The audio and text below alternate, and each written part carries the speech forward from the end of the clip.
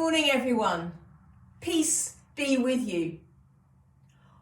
Well, it's collective worship time again, and this term we are thinking about friendship and what it means to be a friend, and also what it means to have a friend.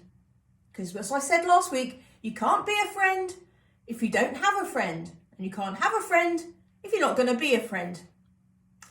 But I wonder how many of you went away and found out the names of the 12 special friends of Jesus, and more importantly, whether you can still remember them this week. Of course, you get away with it easily because I'm not there to ask you whether you remember them.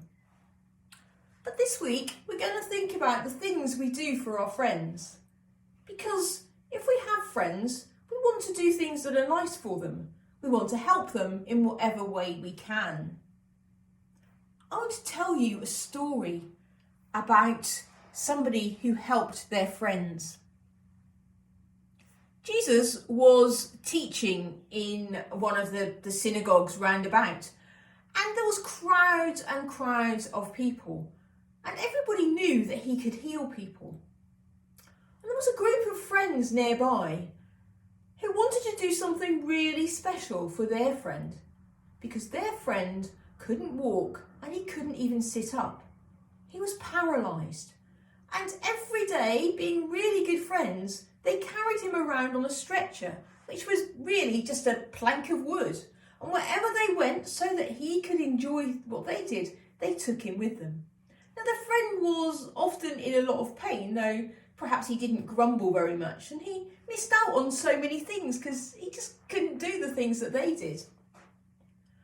But when they heard about Jesus, they thought, right, let's take our friend to see Jesus and see if he can help them. Well, they picked up the stretcher and they carried him towards the house.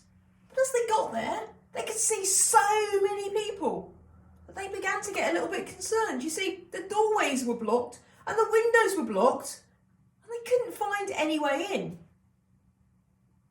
But then they thought about it and they decided to carry him up the outside stairs.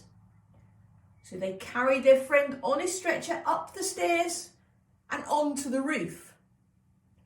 When they got there, they decided to lower him down through the hole in the roof. And so carefully and slowly, they lowered their friend on his stretcher down through the roof and onto the floor, which was a great big surprise for everybody there because they weren't expecting someone to come in through the roof, nor were they expecting to look up and see all the friends peering in through the roof.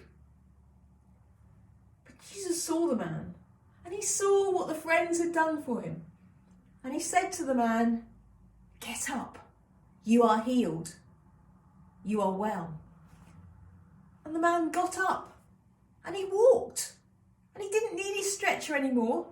And his friends were overjoyed because of what had happened. And he was able to go off and do all the things that they had done.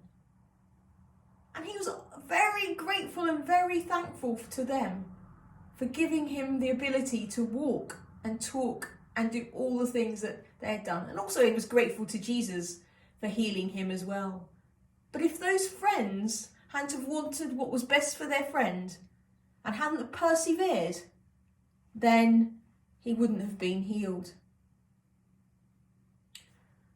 Now, I'm sure we try to do our very best for our friends, and I doubt if very often that will mean lowering somebody down through the roof, and I wouldn't try it, by the way.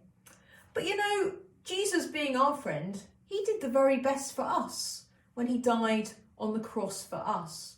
He gave everything he had for us, his friends.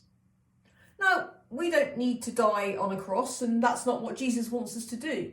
But he does want us to do our very best to help other people and to persevere and keep trying until we've done the best for them. But he also wants us to remember to say thank you when people do their very best for us as well. And I'm sure that each and every one of us here would remember to do that.